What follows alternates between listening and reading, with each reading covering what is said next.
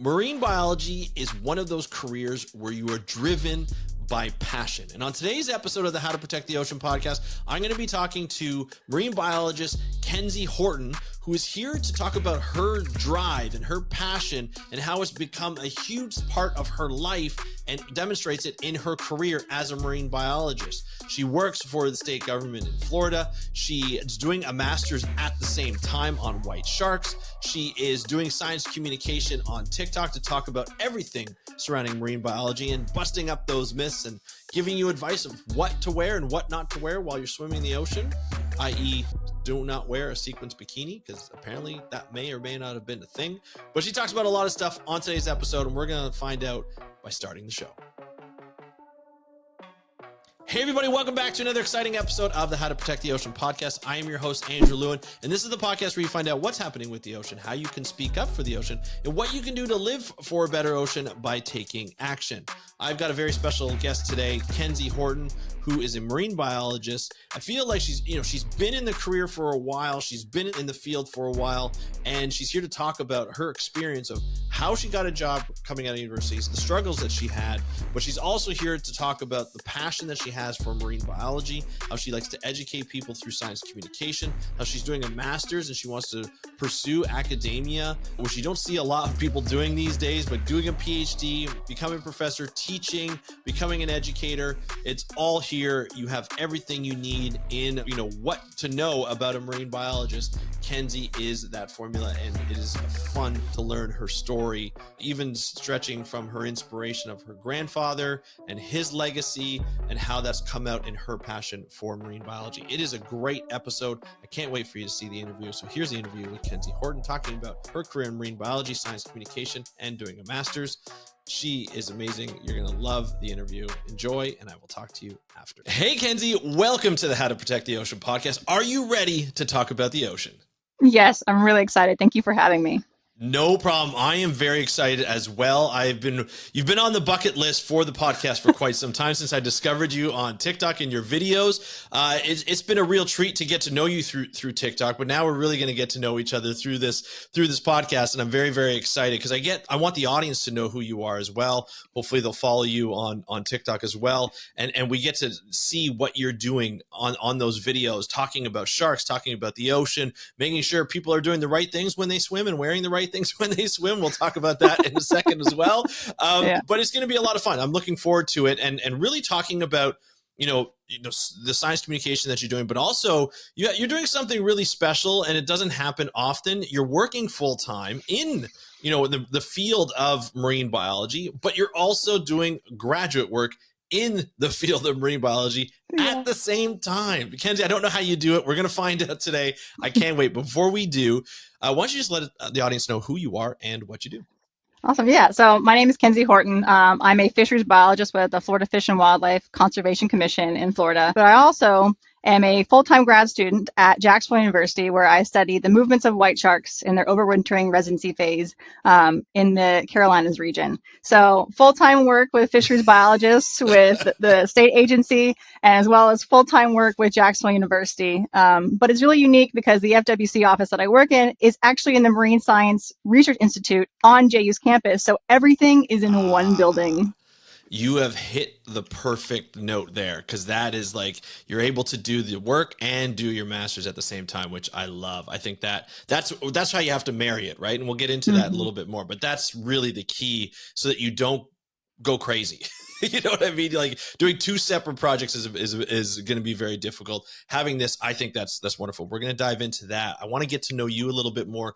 We all marine biologists have a story of how we got into marine biology. I want to hear your story. I want the audience to hear your story because I've read a little bit about it. It's quite special. Can you just talk about, how you got interested? Like what was that factor that made you interested in the ocean? Yeah, so as I mentioned, I'm in Florida right now, but I was born and raised in Florida. I grew up in Orlando, so Central Florida, but every year my parents and I would take a family vacation down to Key West, and we'd always go snorkeling, and nice. I fell in love with all the fish and everything in the reefs, and it was right when underwater disposable cameras were becoming popular. Yes. And so I saved my allowance money. I had this little piggy bank all year. I would find change in the couch for my dad's, that you'd sit down and his change would fall into the couch, and I Yeah. would get all those change, and then I would go and I would get my money for it, and that would be my allowance money for this trip. And I bought a fish identification book to take down with me, and I was so excited. And so I spent the entire 8-hour drive reading through this book, not understanding some of it, because I was very young, so half the words were jargon to me. But I was looking at the pretty pictures and trying to learn as much as I could. And when we were down there, I started taking pictures of all these fish and playing the matching game in this fish ID book. And I just became so in love with just trying to figure out what they were. And I would read every bit of information that I could understand about these fish. And then I would go and tell my parents about it. And then we would go out snorkeling, and I would come up to the surface and I'd be like, hey, did you see that blue parrotfish? The blue parrotfish, eats, you can hear it because it has a beak and it's eating, organisms about the coral. I would just go into these spiels as a kid talking about, all the different fish I was seeing. And I subconsciously at that age kind of knew that was going to be my progression. I think my parents really knew that that was what the rest of my life was going to look like. Yeah. And it How old kind were of you at that point? It probably started at like 4 or 5 and went up to like, awesome. That is so cool. Yeah, it was, we went every year, and every year I would learn something new and I would find new fish. And, we went to the dry Tortugas, and I'll never forget, I actually have a couple hogfish. So hogfish have become one of my favorite fish because at this one moment, I dove down, and it was sitting there and it opened, and they had a very large mouth, and it freaked me out for a second when I was a kid. And so I swam to the surface, and I was panicking, and my mom was panicking. She couldn't figure out what was going on. And I tried to tell her this fish yawned at me and had these giant teeth, and they had 2, giant canines. But at the time I didn't know. Yeah. And so we get back, back to the hotel, and I'm flipping through the book trying to find this fish. And she's like, no, it doesn't have any teeth. It's, but don't worry about it. And she was just trying to calm me down. She knew what it was, but she was trying to calm me down. Yeah. She was like, don't worry. And then I find it, and it said, 2 large canines. And I'm pointing to the book, and I'm like, see, they have teeth. I'm not crazy. Yeah. They have teeth. Yeah. Yeah. So, I did that for so many years, and, not realizing that my life would end up being just that. And another part was like, I always loved, the movies, like The Living Seas. I was mesmerized by that. It talked about all these different aspects of the marine science world, and it explored, more uncharted areas. And I just remember I would watch that, and the Sting soundtrack, even to this day, I listen to that song Fragile by Sting, and I'm like transported back to being a kid sitting in front of the TV watching this. So I was influenced by so many different things, and one that's really deeply connected to me is my grandfather. I think I mentioned this briefly in my email to you. Yes. But my grandfather was a submariner with the U.S. Navy. They were coming back from the Mediterranean, and the Navy lost communication with them. They were about a day out of Norfolk. They were about 100 miles, I think, southwest of the Azores. And it was on May 22nd, and they lost all communication. And it wasn't until about a week later that they were officially announced lost at sea. My mother was 2 years old. My uncle was 5. So my grandmother had 2 very young children. Yeah. And so it was very hard for her. And she never remarried. She always wore her wedding ring. But she always talked so fondly about him. And I know, like, we've always stayed connected through memorial groups with the Scorpion. That was the sub that he was on. And she'd always tell me stories growing up of how much he loved the sea and he loved history, and he was planning this sailing trip around the world, and he had these maps and he was chartering it. He had a sextant, and he was learning how to, navigate using the stars. I actually have the sextant that he used. He was trying to, learn on. And she always told me that I had his spirit. She's always said that I feel like I'm talking to George again. She's like, when I talk to you and I see how you light up when you talk about the ocean or you're talking about these fish, she's like, I see him through you. And so that growing up and not knowing this person and knowing that I would have loved this person, we would have been 2 peas in a pod, but just still feeling connected to someone I've never met. But because we shared so many similar interests and loves for the ocean and learning and history and just being surrounded by the ocean. So I think with all those factors of just growing up and being surrounded by the ocean and the sea and learning, my natural progression into marine science was just always going to be there. And I knew that that was my passion. They always say, you never work a day in your life if you truly love what you do. And I Yeah. truly love what I do. Like every day, there are days when I've been in the mud Oh and yeah. I'm looking at myself going, what am I doing? Why am I here? But then there are days I'm out at sea and Yeah. I've been out for, days on end and it's a beautiful sunset and I'm just sitting there looking out and I'm 100 miles offshore and, the stars come out at night and I'm like, wow, like this is my job. Yeah. I am getting paid to do what people pay to do. And Yeah. I get to see things that people don't normally get to see or, For interact with sure. animals that you don't normally get to interact with. So that's just kind of how my life has led me up into this point. So I think I'm very fortunate in that, but that's kind of my story I and I love it. feel like that's why I'm here. Well, I love it. I love you can obviously see the passion, through just the story that you told. It's amazing. It's shared by a lot of marine biologists, like who get to the point where you're at, which is not easy. Let's be honest, it's not an easy road. We talk about passion, we talk about how that takes you, and it does take you far. It does take you through the hard times. It does take you through the nights of studying, the staying up late, the long days at sea. Those are never easy. Sometimes the sea works with you and sometimes it works against you. And it can be dangerous and you have to be careful. And so there's a lot of things that go with the job, like any job, where there's some good days and some bad days and so forth. But to get to where you are, like I mentioned before, is not easy. The schooling can be difficult. Just getting in to university and college can be difficult.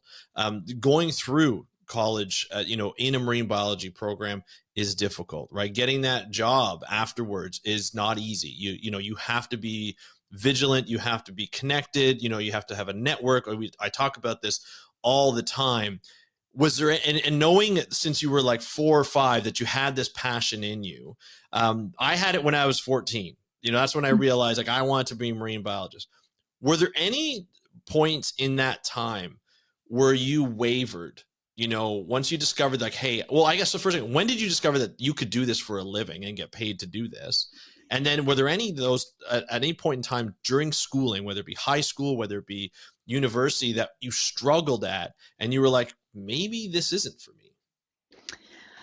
I would say there was never a time that I was like, this is not for me, but there were Mm-hmm. times where I thought, can I really do this? And Right. I found out early on is my parents, my dad was in the Navy. So, I mean, my parents grew up around the ocean. So I knew that jobs in the marine world were there. I Okay. didn't know how many, I didn't learn about how vast the industry really is. You always think about a dolphin trainer or, Yeah. being working in an aquarium, which are Yeah. amazing Mm-hmm. positions, but those are the only two that when you grow up that you think of. And Yes. they don't tell you all the small, that you could be working with just plankton. You could be working with mollusks.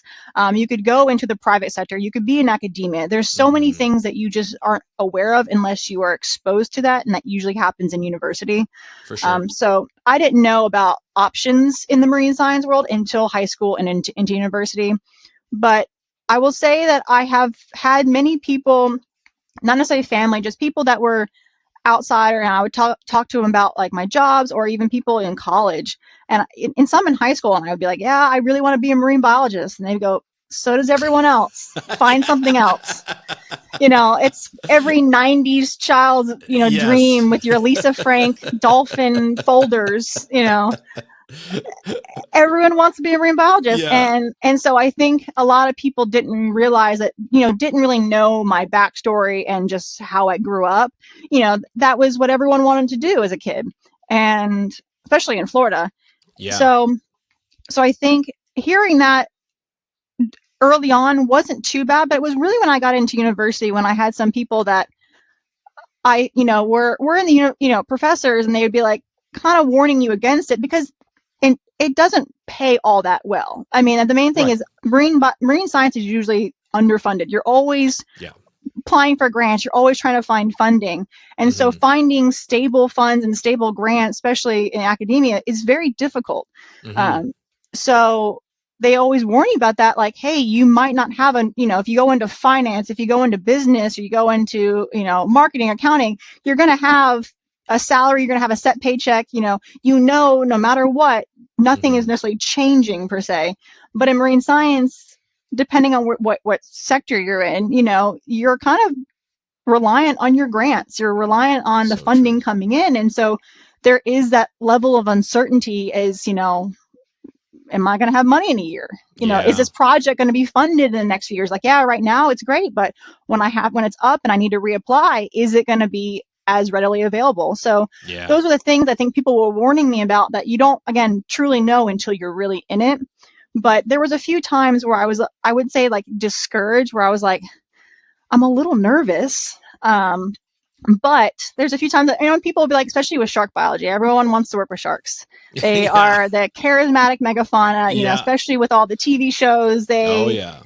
get, they're the shiny, the Yes. impressive things, which they are, but Oh yeah. everyone wants to do it. And Yeah. so as you move through the field, you get people that are like, find backup plans, and everyone that on your other podcast, like the Beyond Jaws one, Yes. everyone's always like, my path to sharks was never a direct line. And there may be a handful. There's always the few Yes. that just were able to do it, but it's usually some windy road.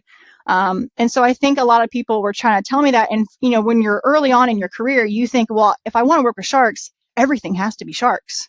Or I want to work with, this certain type of fish. Everything Yeah. has to be this. Otherwise, I'm not going to be an expert in this. But the Right. reality of it is you're more well-rounded when you can kind of move in between animals or, just different projects that might not Right. be like I said, most of my work is in fisheries. It's not necessarily like, quote unquote Yes. shark biology. Yep. Um, but I've kind of been able to maneuver my way, and I've come back to sharks. Yeah. So I think the moment there was a few times early on where I was discouraged, where I was thinking that, oh, maybe I'll never get a chance to work with sharks, or I'll never get a hmm chance to be in this field because, everything seems so uncertain. But I just kind of used those things as turned them into motivators when people were like, I don't Yeah. think you can do it. And I was like, you know what? I can do it, and I'm going to do it. I like that. And then in some way you kind of have to prove people wrong, because like, look, anytime you mention anything about, marine biology or really any kind of job as a young person, right? People, there's always going to be doubters. They're like, is this what you really want to do? Like, yeah, it seems fun to be out on the ocean and diving and, sampling and all that kind of stuff, being out in the sun.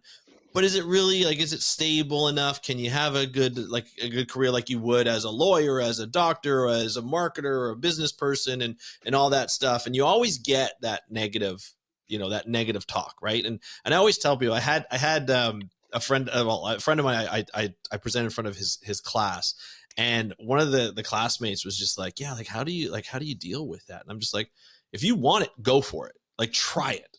You're young, try it. Like, if it doesn't work out, pivot. You can always go back to school, or you can always do something and work with something. Like, you'll have a degree. You'll have a university degree, and you'll be able to pivot. I've done it a couple of times. I'm doing it right now, and you'll be able to figure it out. But you got to try it, or else you're just going to regret it for the rest of your life, right?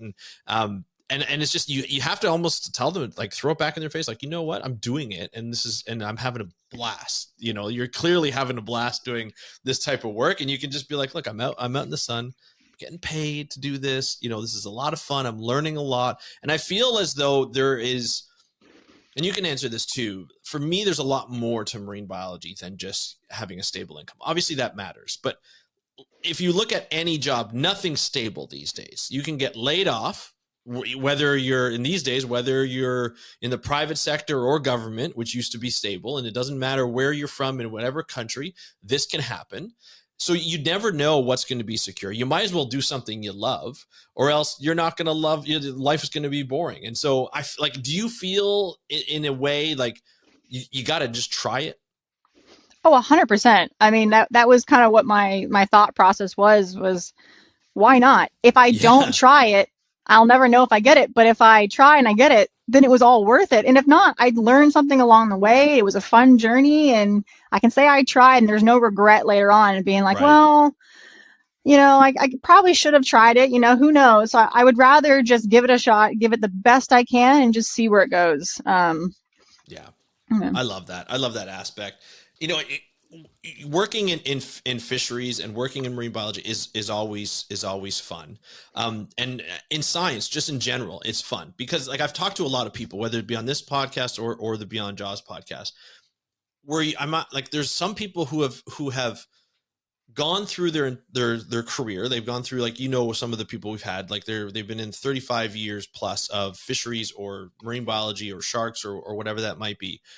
But some of the pivots that they've taken within the field have really come from like a question, like a scientific question. Like they want to know more about predator prey dynamics. So they want to know more about like conservation or exploring how many species can they identify and discover, right? As my co-host does, Dr. David Ebert. Do you have one of those? Like, is there something that, like, I know you're doing a master, so that's probably your focus right now, but overall, are there specific questions that you're curious about that will drive you, whether you're working on sharks or fish or mammals or whatever? I wouldn't say like a specific question to a project. I mean, I have tons of those, Yeah.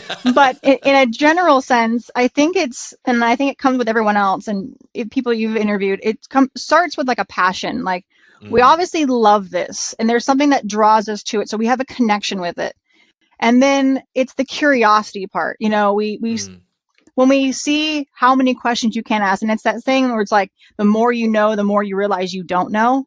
And I yeah. think that's the exciting part about science and a part of us that gets excited when we're like, we learn more and then we're like, oh, well, what about this? Well, what about that? Yeah. How can this Yeah. happen? So the questions start pouring in. And I think that is the excitement part. And it draws us into more and more projects and it makes us want to do more and more work because we want to just understand our world, you know, Hmm. as things are kind of constantly changing with the environment and we want to understand these changes and if we start now we've done a really good job the past few decades in the future hopefully we'll have these long-term data sets that we can watch these changes through time and understand these environmental changes. We talk about climate change all the time. It's so hard to look at climate change on such a small scale. You need such a So long small. term. So I think as a scientist we get excited because if we start things now for the future generations, we can have these data sets, we can watch them change. So those big picture questions that we are currently trying to ask and answer, might not be able to answer in our lifetime, but we're setting it up for the future to be able to answer those questions. So I think that's also, it's like we're trying to make our world a better Hmm. place. It starts at a curiosity of just learning more, but then it's also that drive to wanting to conserve and protect what we have now and then make the world better for the future generations. I love that. That's awesome. I love that motto. Like just figure out how to make the world better. Like no matter what, like just figure it out. And you have these certain questions. I mean, I know as a marine biologist, we always have questions. We're always trying to figure out something. It doesn't matter whether it's with fish or outside. You're just kind of like, I wonder how I would do that. And then you start going through like the study design and everything and all that stuff. Yeah, it's a lot of fun. My daughter right now is wants to be. She's in last year of high school. She's a senior. And she wants to go into wildlife biology. I'm like, not marine biology. I'm like, nobody's perfect. That's fine. I get it. You can go on land animals, but now I'm starting to like think about it. I'm starting to, we're starting to ask each other questions. Like, I wonder what would happen to this. How would we design this study to figure it out? So introducing like statistics and all that kind of stuff. So it's a lot of fun to even just think about those questions. And, talking about school, like you're working, full time, you had your undergraduate degree, you get this job. It's wonderful. What made you decide to have this crazy idea of going back to school? What was what was the trigger for that? Like what made you ignite that? Oh, I want to go back. Did you always want to go back for graduate school? I'd always wanted to go back. Yeah. I definitely took an untraditional route. So I graduated in 2016 with my undergraduate, and then I got my job and I was working there. And I know I wanted to go back, but I really wanted to get some real world like experience in the field. And I was trying to also set myself apart from some of the other applicants. So I know going into marine science, especially when you're going into grad school, you have to be competitive. There's a Yeah. lot of people, there's a lot of amazing, smart people. So I was trying to find a way to set myself apart.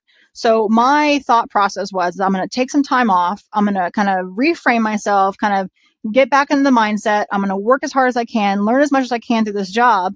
And then I can go back to grad school and I can apply what I learned in my Yep. job to the grad school. And, maybe it'll help me because these concepts are not just in the textbook. I've seen the concepts in real life. I've seen them applied. So I thought that maybe would also just help me in general. For sure. So I went back to grad school in 2021, and it was kind of during COVID when I kind of made this decision, like, this is the time, because what else was I going to do? I needed to study for the GRE and everything was closed. So I Yeah, might as had well that buy the time. textbook and start studying. And so that was kind of that moment where I was like, all right, this is the Yeah. time. Like, the world, even though this is terrible, it's kind of setting me up to kind of give me the right time to give myself to study, get into a Yeah. university, and kind of figure out, the next steps from there. I think that's great. I mean, it was a great time to do it because everybody had extra time, right? We're all either stuck at home or, things are a little bit more limited to where you can go and whether you want to be limited or not, everybody had that decision to make. And I think it's a great opportunity. When I always said, like, when recessions hit and stuff like that, and you have the chance, like, try and do something extra, go back to school, get it like a diploma or get like a degree, or even get, just go back and get like a project management, diploma or whatever that is, certificate, and then try and just get a little higher in that education to set yourself apart. I really like that knowledge. Before we just go into the graduate side and how you balance that, can you talk a little bit about like the methods you use to get your first job, like out of university? Because a lot of people struggle with getting that job, right? People all the time is like, I've just graduated, I've undergrad, I don't necessarily want to go back to do a graduate degree, but God, I can't get somebody to answer my application. Like, I can't get an interview. Did you do anything that you particularly like realized, like, oh, this actually really helped? Or did you have a network that helped you get that job? Like, what did you feel you did to get that interview, to get that job? So a few things. First off, I will say I also struggled. I had 2 years where I Oh, wow. graduated, I got my degree, and I was actively searching for jobs. I was bartending at the time. I was Mm-hmm. working odd jobs to, save up some money. And there was a point where I got discouraged, but I had reached out. I had some networks that I created during my undergrad, and I was very involved in the university and Yeah. in biology club, and I was an officer in there, and I did undergrad research, so I had a lot of connections, and obviously people had moved on, but I started reaching out to people. And a friend of mine, Jordy, who actually worked for the agency, I reached out to her and we were talking, and she said that this group was looking for volunteers. And Okay. I was fortunate enough to have, the network within the area, Yeah. but also have being able to volunteer. And I know I always say the best way to really get a job, especially in this field, is volunteer. But Yes. even that, I know, it's privilege in itself because not everyone can work for free. I For mean, sure. it's so hard because, I always say even just a few hours a day, if you can Mm. find it, is Mm-hmm. better than nothing. Mm-hmm. I kind of just gave up my weekends. So I was Yep. bartending the weekends, but my quote unquote weekends during the day, I just volunteered. So I volunteered for about 6 to 8 hours a day for 2 times a week for a few months. And it was basically just training for the job.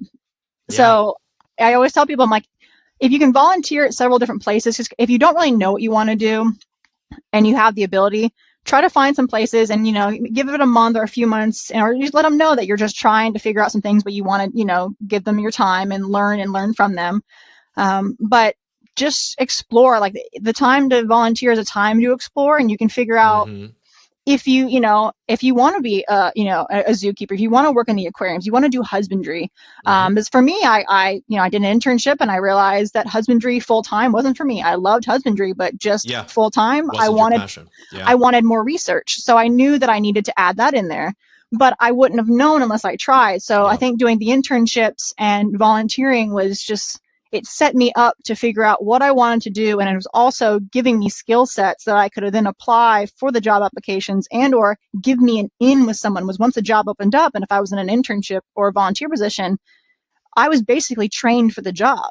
So when I would, instead of having to hire someone that had never been familiar with their protocols and their procedures, I had been for months. So it was a natural progression into a position.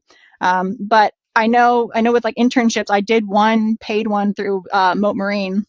It was a USF Mote Marine collab, but it was very similar to the RU program. I always tell like students that are undergrads. I said, look at the RU program. It is a paid internship program funded through the NSF grants.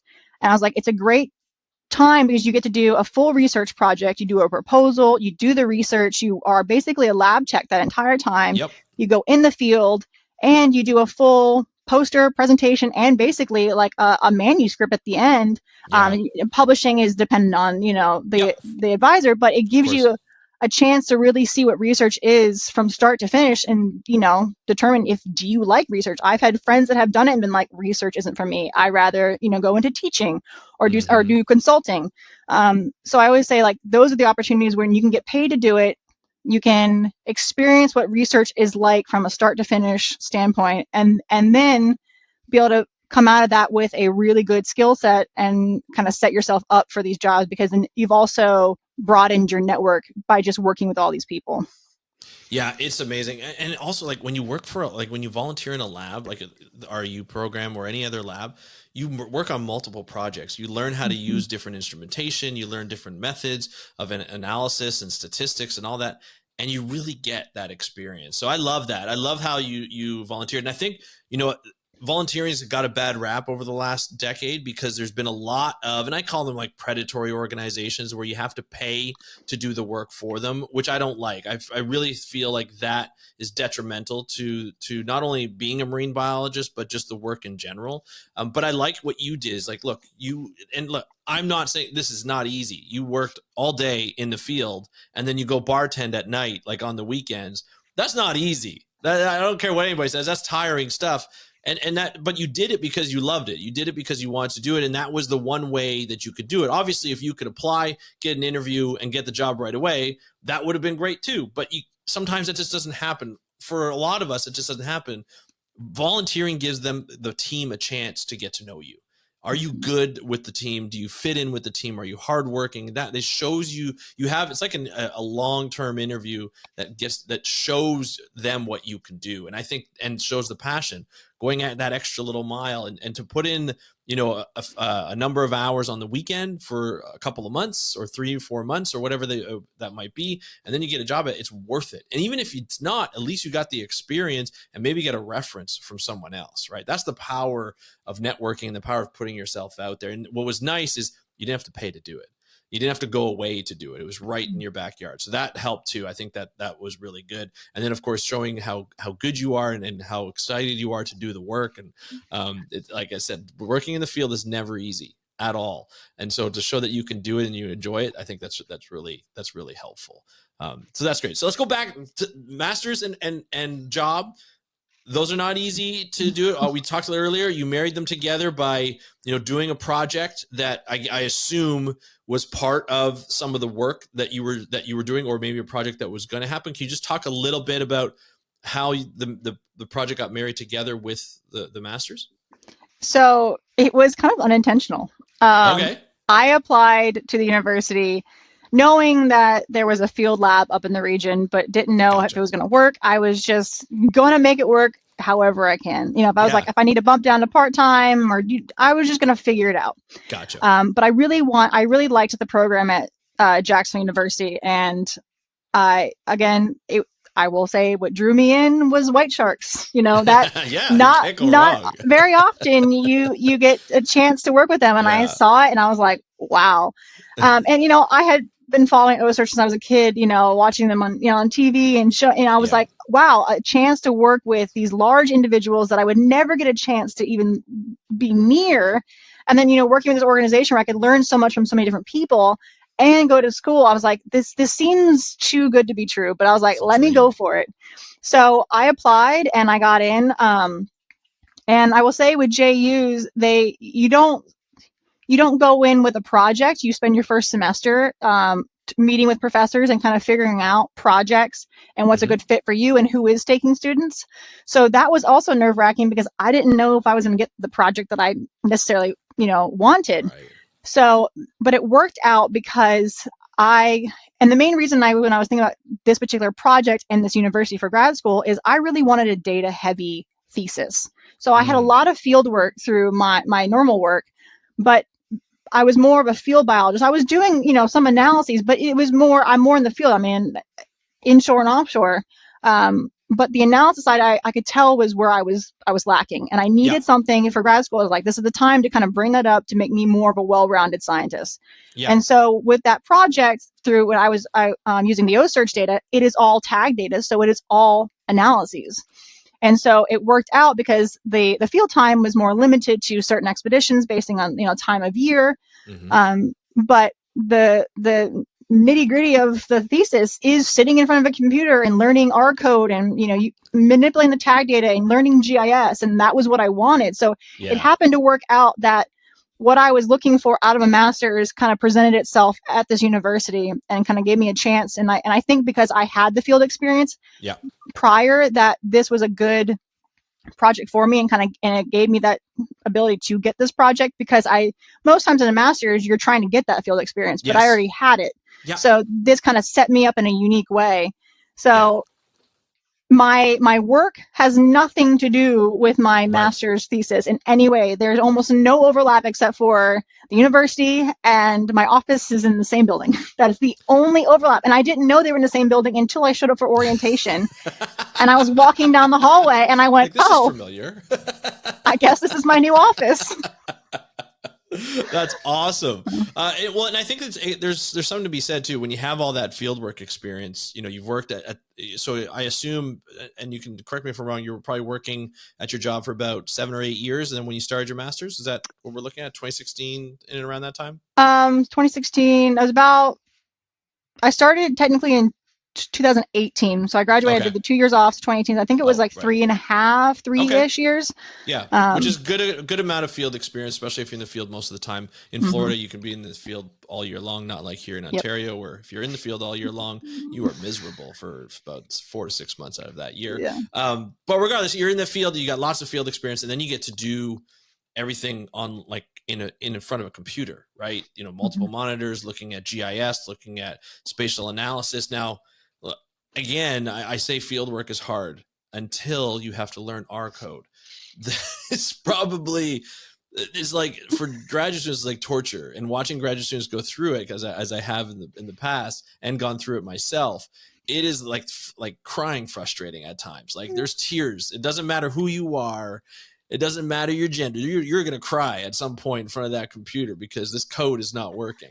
Especially, I bought the spatial analysis R code book before I learned R, and I looked at it. I'm like, this is a different language. I don't know what this is. Like, it is hard, right? I'm a GIS analyst as well, and so I learned a lot on that. And once you said, oh yeah, I got tag data like for decades of work for white sharks, that got my GIS going. Like, I was like, okay, you're set. Like, you've got a cool species, obviously iconic, and then being able to discover and identify spatial patterns that we've discovered over the last decade of this great white population that basically comes down to Jacksonville in the winter and then goes. Is it Jacksonville? Does it come as far down as Jacksonville, or does it go to Carolinas? I forget. They go into, so their overwintering region ranges from the Carolinas, so the North Carolina, especially the Outer Banks, all the way along Florida into the Gulf. So they can even do go to the Gulf. Yeah. The furthest point and through the OSearch tag telemetry is almost near Texas. It's only a few points. A lot of them will hang out near Louisiana, but we do see them all the way.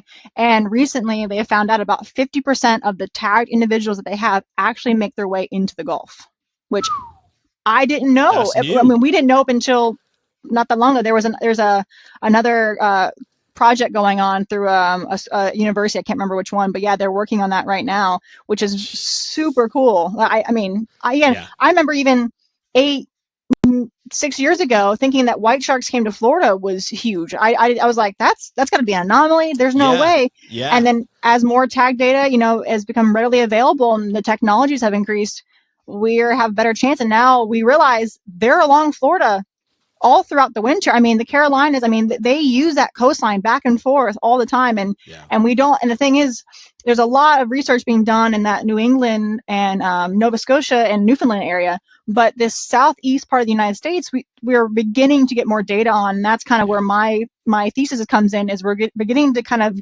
get a better idea of how they're utilizing this area and to kind of understand their more fine scale movements. And then that we can begin to answer these questions and to understand how are they using these areas? What are they doing while they're here? What are their diving profiles look like? Because we don't have the information that we have here as they do up in the north. Kenzie, that is so freaking cool. Like if you think about I I know we're geeking out here, but this is so cool to be able the white shark, like Jaws. Everybody's afraid of it. There's a whole history behind. I think we're hitting 50 years of Jaws in June this year. And you get to discover, like, in the 50th year of Jaws, that there's like what they're doing in this area that really we haven't known ever. That is so cool because, down the road, 10 years, 20 years down the road, you're going to tell people like, yeah, I helped figure this out. Like that was my master's. I mean, my master's, no bragging, but that was a master's. Unfortunately, I don't have like amazing data in a sense that like I am not answering all of these like massively unknown questions, but I like to think that I'm a part of the stepping stones and the building blocks to kind of understanding their movements while they're down here. And so that's kind of cool to kind of be a part of that story. And as we learn more, I can know that like I played my part in that. So like what you were saying, but I wish I could answer some of these bigger, like, under like questions that we're always asking, where are they mating? What are they eating when they're down there? Are they targeting certain areas? Are there hot spots? There's like so much we want to know. And that's like when you're talking about questions, like my mind just starts reeling. And I'm like, even with the masters, my advisor, he always tells me, he's like, reel it in. He's like, remember the scope of your masters, because I would have turned it in a PhD too quickly. Mind you, I'm trying to go for a PhD, but I mean, not at the university. They don't have a PhD, but I was naturally just turning it into, and the curiosity is there, which is great. But again, you have to like reel yourself in, remind yourself, like focus on your questions at hand, because when you have too many questions, you're never going to answer anything because you have so many going on. You have to like focus at like the foundation, get that done, and then if more projects come out of that, great. But let's get the masters, let's get that foundation project done, and then we can go from there. It's the research ADHD. I think every student, I went through it, every student goes, because you're asking all these questions, like, what about this? What about this? Can we figure out this? And then every supervisor is like, hold on a second. Like, let's focus on finishing your master's. Then we'll discuss other papers and other questions. And I think it's awesome. Like, it's awesome to see, because that's when the passion hits, right? That's when like research is for me. Like research is here. Like I've hit the jackpot in terms of what I want to learn and what I want to find out and what I want to tell the world, like the story to tell the world. It is a story is essentially what you're saying, but you're using math to kind of figure it out, and geolocation to figure it out. So I just love that. I think it's cool. And to be honest, like speaking of storytelling, you're doing a full-time job, you're doing a master's, and then you've taken it upon yourself to be like, hey, let's talk about it. Let's talk about it to the public. Like, let's just go on social media and I'll riff on some videos and I'll just publish them so that people can get to know, one, what I do, but also what I love, what you were doing with your parents back when you were 4 or 5 years old, snorkeling in the Keys and being like, hey, have you seen this, like, blue parrotfish? Like it eats algae and it does this. You're telling that to the people. Obviously you're busy with a lot of things. What made you decide to be like, look, I'm going to start talking about not only the work that I'm doing, but also just science in general and marine biology and ocean in general? There's a few things. One is more of just a funnier reason, is because I always said I love learning. I think it's just in all of us scientists. But, we'll be in a conversation and someone's talking about something and then I know a fun fact and I'm like, ooh, fun fact. And so like, I love just like talking about things that I found out, if it's through a paper or, a news article or, journal, like I love to just share the information. My friends share similar interests. And so we always kind of do this back and forth. And I thought about, why not just do this to the everyday public? And I do it with like my friends and family who are not even in this field. And, all of a sudden I start chatting and next thing I know, like I've given a full 45-minute lecture on some random topic. And I was like, why don't I just do this for everyone? Why don't I like make this accessible? And I think, I always felt education is so important because it was so inspiring to me. And I had teachers growing up that made science fun and engaging. And I always wanted to kind of be a part of that because I feel like when science, it can be boring, it can be tough, it can be frustrating. But I think when you make it fun and engaging Yeah. and you get excited about things, you're going to want to learn more. And I think that's so important, is like, again, fostering this curiosity. Even it doesn't have to be about marine science, but For just in sure. general, like just always questioning and asking and looking at the world and, through different eyes and, different perspectives. So I kind of really wanted to, one, just have fun with it, but Mm-hmm. also just bring out fun facts, because, Yeah. sometimes I have a bunch of fun facts about random fish that people have never heard of. And then they get excited and they're like, oh, I've never heard about it. What's that fish? And I'm hoping that by kind of getting them excited and, showing them something that they've never seen before, that they're more likely to go research it themselves or Mm-hmm. tell someone else about it, or when they see, an article or, hear it, around town, they'll be like, Yeah. oh, I actually have a fun fact about that. And then they'll start talking. So it just helps spread education and knowledge, which I think is just, it's so vital right now. And Yeah. and again, and making it accessible, because, marine science can be so limiting to, certain groups, or, especially For being sure. around Florida, like a lot of Yeah. people in the middle of the United States and landlocked states that, don't have access to the beach 30 minutes down the road. For And sure. so some of these marine science classes aren't available because the water's not there. And so it's only when they come down to these states. But when with social media, we have a way to access the entire world. And so it's always good to kind of just put it out there. And so that was kind of my thought process, was I love talking about science. I love educating people. Why not do it Yeah. through social media and use the internet as like the best educational tool that there is right now? You are preaching to the choir, my friend. You are Yeah. preaching to the choir. And I love that though. But I think that's the thing, is it's fun for you. Again, it's fun for you. You're already doing it with your family and friends, right? And maybe after a while your family and friends are like, okay, Kenzie, like, hold your horses. That happens All to the me. time. Like my wife will just like glaze over and be like, okay, Andrew, get it out of your system and move on. But that's the thing. You go to people, like, you don't know who you're gonna do it. So is that what, like, when you, like, what was the goal? Like, cause like, let's be honest, like, social media is its own thing. Content creation is its own thing. People make their living off of content creation. Some even that are like marine biologists make, like, they'll have, like, there's a creator fund for each platform and stuff, and they could make money off of this. What was your goal when you started? Like, you picked TikTok, right? Obviously, like, I assume pandemic, TikTok started to blow up. You started to see it, like, hey, let's start using it. It's a fun platform. What was the goal when you first started? Was it to get as many followers as possible? Was it to get like big, that kind of stuff? What was the goal? So, I mean, it's natural to want followers and a big following, but Yeah. that wasn't the push. That wasn't the reasoning behind it. The followers would just be an added bonus to get the information out to a broader audience. Yeah. I just wanted to promote science. I just wanted to talk. I wanted to get it out there. And I always worry about, the being on social. I was so skeptical about doing this for so long. So I Mm-hmm. never wanted someone to think that I was doing it strictly for the money or to be Right. some type of influencer or personality. Mm. That's not the goal. If they were something to come up because of being on social media, great. That's just a bonus. Yeah. But that's not the root of it. That's not the reason why I was doing it. I wanted to do it because I loved it. And I think, we have misinformation can be spread so easily. So I Mm. want to be a part of the people that are spreading correct information and showing people how to research, how to look for, information that's, incorrect, or be able Yeah. to question things and be like, Yeah. well, that sounds a little odd. Let me look this up, or, oh, that's a neat fact. Let me look this up. So I just wanted to be part of the push to just promote more learning. And so Mm-hmm. like the follower thing, I picked TikTok just because it was so easily accessible to so many people without necessarily having to have followers. Like if you have a Facebook or an Instagram, they usually have to follow you for you to Yes. pop up on their Right. like page or their feed.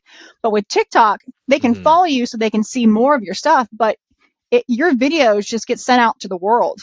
And Yeah. so I It's like a think little that was, experiment in front of everybody, right? Yeah. yeah, and it's nerve-wracking knowing that you're putting yourself out there for millions of people to critique and Yeah. criticize and, question you. And so you have to like take that in consideration. You're like, are you prepared for people to question you, or they might make fun of you, for Yeah. whatever reason. Yeah. So you gotta have, it's like a mental preparation, but also there was another part of it that I thought it would be a good practice for me. As a scientist and educator, I always feel like it's important to be able to relay science to all audiences. So we go to conferences and we use all the scientific jargon and we talk to people that are experts in what we do, and that's great. But we need to be able to take that to the public, because if the public gets excited, we get more people excited. That means usually more funding for us to do more work. That's true. It's So true. so when more people know about it, more people are like, well, yeah, I'll donate to that, or yeah, I'm more likely to help pay for that, or I'm more, it creates just a better system overall. Yeah. But I think being able to also explain concepts to experts, to the general public, and to children just almost solidifies concepts in your head and makes you understand, like, do I actually really know what I'm talking about? I know that sounds weird to say, but you get almost regurgitating some of these textbook or scientific article sentences because you're like, all right, this is what it says, and you just say it and you state it, and that's just the fact. But it's not until you're talking to everyday people that don't work in that and don't use those types of terms, or might not know the anatomy of sharks and fish, and so you're talking about cartilaginous fish and elasmobranchs, looking at the hyoid arch. They don't know what that means. No. So being able to take those higher level concepts that you've become an expert in and then relay them to the general public in a way that they can understand and get excited about was kind of also that push, where it's like, it also helps me practice as a scientist to really understand the concepts that I'm learning and also researching. So there were so many points to it, but none of it really ever came from, I want to get famous and I want more followers. That was never. That was not it. No, I mean, I don't even have that many followers, and that's fine. I just love doing it. And I think that and I always thought it's my duty as a scientist to educate people and put science out there for everyone. And so I thought, if I am able to inspire or educate a handful of people, even one person, if one person got inspired by a video I made, then I have done my duty as an educator, as a scientist, to, help future generations, or, inspire someone else to kind of learn more or pursue a career. I love that. And to kind of push back on your, like, I don't have many followers. I hear this a lot from a lot of people, right? It's like, and I say the same thing. I don't have a lot of followers.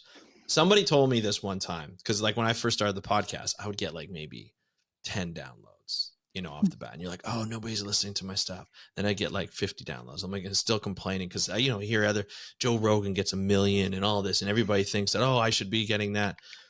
Somebody told me this: if you have 100 followers, 100 downloads, and you put 100 people in a classroom, there's standing room only in a classroom, right? Like that's a huge amount of people when you're presenting in front of a classroom, like in person.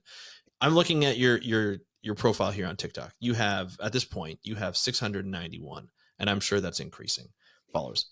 That's a lecture hall. That's almost 2 lecture halls. That's a huge lecture hall of people that you're teaching each and every time you post that could potentially see it. And if you're on TikTok, as you mentioned, the amount is probably more than that are actually seeing your videos, right? Because it's not just to your followers, it's to everybody. You just never know who you're being presented to. So I want you to think about it that way too. I want everybody to think about that. Like the audience here who are listening is like, you never know who's going to see you. You never know like what impact you might have. And I love that the thought of like, if I can just get one person to really get excited about the ocean, who knows what that person will do with that information? You just never know. You never know who's listening. You never know what they're going to do. And I think that's the power of being a creator and talking about stuff. And we all get criticism. We all get bots. We all get people who take messages, politically and all this kind of stuff. And they don't know really what they're talking about. I had a guy the other day on I forget what platform it was, but talking about the importance of, I did an episode a couple of weeks ago talking about the importance of talking about the ocean, how important it is to talk to your friends and family, as you know, right? You do the same thing. And the guy was like, well, who cares about the ocean? Like there are so many homeless people in California. And I'm like, okay, yeah, I totally get it. Like, that's not what we're talking about here. Like completely different issues, but I get it. Like there's other people have other issues, but and you just never know who you're getting to watch it, what they're going to comment. And you just have to like answer those properly. And I like to try and be nice to everybody. There's some I'm a little more aggressive with, but every once in a while, there's people who are just genuinely worried about other things in the world. And you're like, I get it. I responded. I was like, yeah, I hope you do something about it. Like I would love to hear, I'd love to see what you create online to help with that homeless, because that's obviously something that's important, but not what we're talking about here. So I appreciate the comment, but thank you. Yeah, but that's, I've also had a lot of people who have changed their lives because of it. They've either gone to do a PhD or they've gone to change and start an organization and all that kind of stuff. So you just never know who's going to listen. And it's also cool, some of the stories you cover. We just talked about this before we press record. And I hope it's okay to talk about this. But one of your recent, I guess it was a series of episodes. You did a couple of parts. I think of like 4 or 5 parts of this. Could you talk about this recent one? It got a lot of views, like almost 40,000 views on that first video. What was the scenario and why did you feel the need to comment? So it's so ridiculous, and it always makes me laugh. What gets popular on the internet, and it's always this just strange thing, and it's always the one thing you least expect. Yeah. I think I was telling you before this, the videos that I put the time and effort to, do the background research, to find the good images, then to record, and then to edit, they're hours of time and effort. They get views and I get some comments and I'm like, yeah, it's awesome. The one that I really wake up in the morning, do a response video to, that took me 5 minutes maximum to do, gets the most views. But the video was, and I'm going to state this video, the statement is fake. It was a created statement. But at the time, I wasn't sure. Right. So this woman online stated that she was diving with sharks and was wearing a sequin bikini and had an encounter with the shark. And the internet lost its mind. There was a lot of people that I was kind of happy to see that everyone was like, "What are you doing? You should never do that. You look like a giant fish." Yeah. So I was happy to see that people were recognizing, that's probably a bad idea. Yeah. So I just commented, one, stating, yes, everyone's saying this is a bad idea. Yes, it is. The sequins reflect the light and they can mimic fish scales. And when you're diving with things that eat fish, you don't want to look like that. And I'm not saying just because she was wearing that initiated that fake interaction. Right. But you don't want to put yourself in any way, shape, or form in harm or in a way that could create or allow the interaction to potentially happen. I'm going to say it that way. Yeah. So you just want to be cognizant of what you're doing. Yeah. So I stated that, one, just don't wear that. I would suggest not wearing that. And if you really want to wear it, wear a wetsuit or wear, a sun shirt, wear something that takes away that shines. I stated the same thing with jewelry. It does the same thing. People go swimming with jewelry, and I've actually had more closer interactions with barracuda than I have with sharks. And I've swam with hundreds of sharks, but the few barracuda, they, again, I mentioned my bracelet, keeping it on, and you're sitting there holding it because that little bit of shine kind of looks like a fish scale. And again, even if it's not necessarily looking like a fish, it's something different in the environment that something is going to be curious about, and then go investigate it to figure out what is this. Yeah. So you don't want to draw that attention if that's not the attention you're looking for about being in the ocean. And most times for shark biologists, we're going to find sharks, but most people that are swimming in the ocean aren't wanting. They don't want to find them. So I made the video, and I wanted to make it a few part series. I wanted to address the video, but then I wanted to bring up some good points because it gave the perfect timing to talk about safe swim practices. Yeah. When you're going in the water, you have to, you're going into another environment. You're going into basically the home of all these animals, including sharks, and you have to be aware of what you're doing, and you want to make sure you are staying safe. The reason we have those flags at the beach, and we have lifeguards, and we have all these signage, just explaining the area, is for information to make sure that you are as safe as a swimmer when you make the decision to get in the water. And so I talked about, not swimming near fishing, fishermen. One, you don't want to get caught up in the line. They also have active bait. That bait is in the water, trying to attract everything in that area. The last thing you want to do is be near something that's being attracted to that area. So that's just unsafe. And they're kind of following the same lines. Piers. People are actively fishing all along those piers. You don't want to get, caught up in the lines. And also there's so much fish in the water that, again, it's attracting everything and anything in that area to that region. You don't want to be there. And then marinas, especially, a lot of people don't think, well, people are not fishing at marinas, but a lot of fishermen come off their boats and fillet their fish and throw in the carcasses. And because after days and days of this, fish and sharks and other marine animals realize this is an area for easy food. So they're Yep. more likely to hang out there and be in that area trying to get free food. If you are to get in that water, they when they hear that splash, they're not going to be like, oh wait, that's a person. I don't want. They see that, they're Yeah. expecting what they've expected for, every day, that it's a fish carcass and they can eat it. Right. So Right. again, you don't want to put yourself in a situation that could lead to a bad Yep. encounter. And then again, just like the sandbars, one that a lot of people don't realize is that sandbars are not a safe place to be. If it's really shallow and you're ankle deep and you can see everything around you, that's fine. But also getting to that sandbar, it usually drops off and there's a dip. And the same thing, it falls off. And usually in those channels are a lot of bait fish runs. And what usually follow bait fish? Larger Yep. fish and Yep. sharks. And Yep. again, you don't want to put yourself in that situation while you are in the middle of a bait fish run while something is actively feeding. They're not targeting you, they're targeting that fish, but you are now caught up in that. And that's usually when those encounters happen. So I really wanted to highlight these examples and been like, hey, this is a bad scenario. I'm glad it was fake. I'm glad she's okay. But let's put out some reminders of when you're in the ocean, you are in a new environment and you have to be aware of your surroundings, and also talk to local people. A lot of people that go and travel, there are certain areas I tell you not to swim because, again, people could be filleting carcasses and, putting things in the water. There could just be a lot of just fish. You just never know. And you want to make sure when you're traveling and you're going swimming in an area that's not a common swimming area, that that area is okay and there's nothing in that area that could create a scenario that would be negative. Right. So I just thought that was a good time to kind of bring up these points. And again, and I was so happy that those videos actually did well.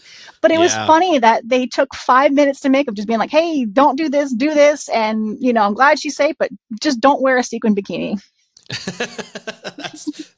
that's just life lesson here. Just don't wear a sequin in the ocean. But that's what I find so ironic, I think, with a lot of people who, when we do stuff like this, when we do create content, and we're scientists, so we want to prepare. We want to make sure that, one, we're factually correct. We double check, we confirm, and then we present something that's interesting. So we spend a lot of time putting together videos, whether they be 3-minute videos, 10-minute videos, 20-minute videos, whatever that might be. And then they never really take off the way we hope that they would. You might get some views here. You get consistently a good amount of views.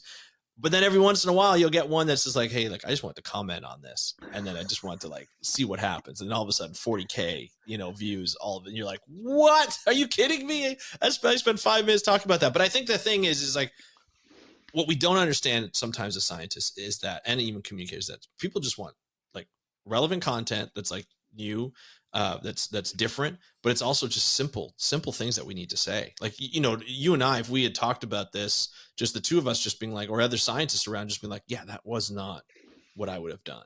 I would not have worn a swim trunks that were sequenced.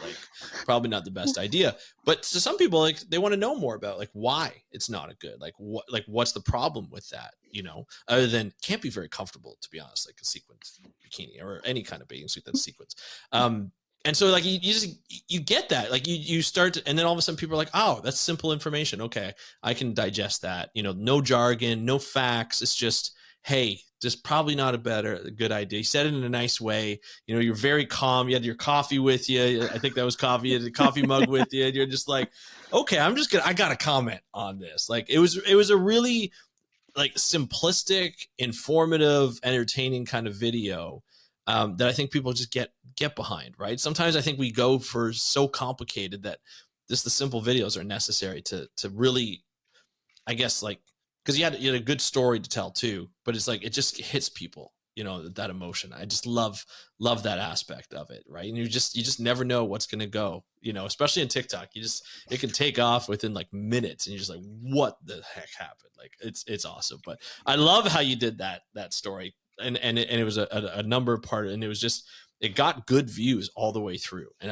I just love that. I just love that aspect. So, as we kind of wrap up here, the science communication, I feel is never going to go away from you. Something that you've really done. What do you want to do in the future? This is kind of, you're just scratching the surface right now, I feel.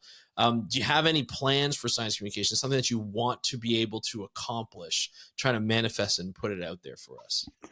So a few things. Okay. One, looking at a PhD to kind of continue to, to go more into science, and I would love to go into academia, Yeah. to kind of continue that science communication, in the college classroom. And I also would like to be able to film my journey, and also like with this podcast, you with the other people that you've interviewed, you show their journey, and everyone's are either different, but there's always so there's similarities, and people might be able to connect and be like, wow, okay, I didn't get a job right away, and neither did she, but she's doing this, so it's possible for Yeah. me. So there's that aspect. So definitely a PhD and being able to show the journey and show the research, and again, just show research that most people might not ever get a chance to see or didn't even know existed, and get people excited. But in the meantime, I mean, the PhD search is a daunting one. I've been working for hours on top of everything else. In between, I'm like looking up universities and, looking at finding professors, but they don't really tell you how hard it is to really find someone that matches your research interests. Yeah. That also will give you a chance to broaden your skill set and get you a chance to, work with something that you may not have worked before, or, continue working with what you're working with. But, I don't, with my white shark stuff, like I don't always have to do white sharks. I like the shark stuff, but I would like to, expand on it, work another species, or, I like the tagging and telemetry stuff. So maybe continue that with something different, and then just hone in the skill set, but use it for a, variety of animals, and I can learn about different behaviors. So there's that. But in the meantime, I'm up for an election. So in Florida, we have Florida Marine Science Educators Association. So it's a association for all the educators that teach marine science. I mean, I think it's for all levels. I think primarily it's like more like middle school and high school teachers in it. Yeah. But I'm up for the Northeast Regional Director position, and I feel like I have a pretty good chance, because I'm the only person on the ballot for that. Okay. So far, nobody else vote. Just go. But so I mean, I think there's no one else running up against me, so I think I have a pretty good chance. Yeah. But a friend of mine, Chelsea Shaw, she's the president-elect, so she's starting this coming year. She reached out to me. We both had worked together in the past, and she'd asked me if I wanted to be a part of this. And part of me was a little nervous, being like, do I add something else to my plate? Yeah. But it's education, and I'm like, I can spin this into my TikTok, and I already do a lot of education and outreach events personally myself. So I was like, this will just be an extension of that, and kind of give me more chances, or be able to reach a bigger audience in the educator circle.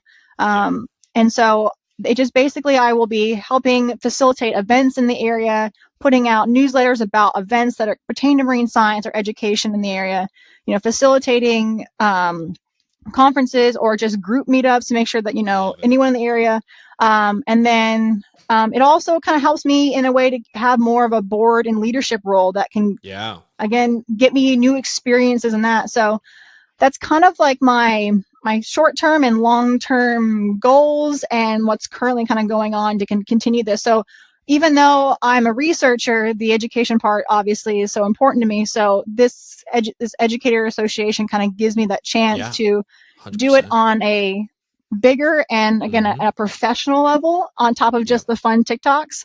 But I can also use my TikToks in this and promote both the association and just talk about everything. And I think everything is so linked together that I feel like this was a good move, and I hope that people can benefit from this, and I hope that I can bring something new to the table, and that they, I can open the doors for some people, or get people together that are like-minded, and we can, again, help the Northeast Florida portion, of Florida to get just excited about marine science and get more people involved. I love it. I agree with you. I think it's working. I think you're doing it, and you're getting bigger and bigger things, and I just love it. Kenzie, this has been awesome to have you on the podcast. This is the first, definitely not last time I'd like to have you on the podcast. I'd love to have you back. And as you do more research, as you do more science communication, whether that be through TikToks, whether it be through like a regional area, and having influence on how kids are being educated, I think it's wonderful to be part of all that aspect. Because I think as scientists, we have this responsibility not only to do really good research and really good science and conservation, but we also have that ability with part of the conservation is to really really connect with people. And I think you're doing that in a fantastic way. And it's obviously working, whether you're talking about sequence bikinis or you're talking about, evolutionary advantages that fish can have. I just love it. I want to thank you so much for coming on the show. And, if people want to get a hold of you, your TikTok is at ken.seas. So Kenzie's, but ken.seas. We'll put the link in the show notes. Is there any other way that you want people to get a hold of you, or? In case TikTok gets banned for whatever reason, because I'm currently in the United States and I know we're the only ones dealing with it. I'm on Blue Sky, and I think there's another. It's called Skylight Social, the new one that just popped up. I just added. It's linked to Blue Sky, so they're kind of interconnected. I will be also starting a educational Instagram, all the same handles. Ken.seas or ken.seas or ken-seas. So perfect. You can follow me on all the platforms on that way. I'll put all those links in the show notes, and I want to thank you again, Kenzie, for coming on the podcast. It's been great. Thank you for having me. It was a great time. Thank you, Kenzie, for joining me on today's episode of the How to Protect the Ocean podcast and sharing your story with the audience. It was great to be able to hear how you started, where you're ending up now, and where you're going to go in the future and your goals. And I think it's amazing. I can't wait to see what you come up with. And I can't wait to have you back on the podcast to talk more about sharks, more about fisheries, more about marine biology and science communication. It's all stuff that, we love to talk about here on the podcast. I think it's really interesting, just from a personal standpoint, our paths have been very similar, just at different times. I'm older than her, much older than her. And, we've had very similar sort of experiences learning GIS and, working right after university and going back and doing graduate school. So we have that experience, and then we have that field experience, and then we're able to do a master's where we're looking at more data intense masters in research compared to field intense masters in research. And so I think it's really cool that we have that similar path, obviously science communication path as well we share. So it was really great to connect with her on that. And I just love to hear that type of story and to know that, not everybody has a unique path. I mean, this is unique in her own right, but it's very similar to a lot of us who are coming out and doing more science communication. I just love to see that and enjoying it. Not having crazy goals of earning a ton of money, becoming an influencer, just educating for one person so that they can understand the ocean a little bit better. And that's made her day. I just love that aspect, just keeping it real, keeping it, just right in front of you and just being like, I just want to talk about the ocean because I'm going to do it anyway. I might as well do it on a platform where people can listen. And if they're looking for that type of resource, they've got it. So I'm going to put the links to Kenzie's TikTok, to her new Instagram that's coming out, to Blue Sky in the show notes. Check it out. And I'd love to hear your comment on her career. Are you following a similar path? Do you want to follow a similar path? Hit me up on Instagram at How to Protect the Ocean, or you can hit me up in the comments if you're watching this on YouTube. And I would love to hear your thoughts about all of this. So thank you so much, Kenzie, for joining us. And thank you for joining us on today's episode of the How to Protect the Ocean podcast. I'm your host, Andrew Lewin from the True North Strong and Free. Have a great day. We'll talk to you next time, and happy conservation.